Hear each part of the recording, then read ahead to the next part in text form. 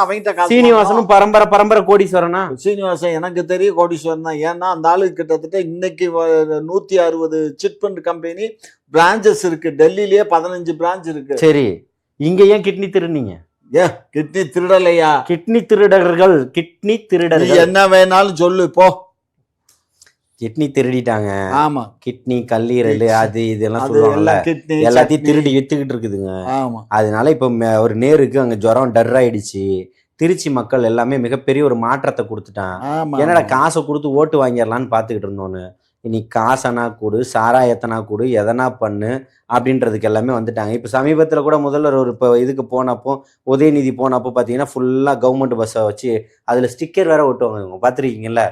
நீங்கள் ஏதாவது பொருள் கொண்டு போங்களேன், யாருக்காவது பசிக்கு 10 சாப்பாடு வாங்கிட்டு போங்க, அந்த ஏரியாவில் உள்ளவனுக்கு தெரிஞ்சுதுன்னா ஒன்று ஸ்டிக்கர் எடுத்து வந்து ஒட்டிடுவான், ஒட்டி கொடுக்க சொல்லுவான்.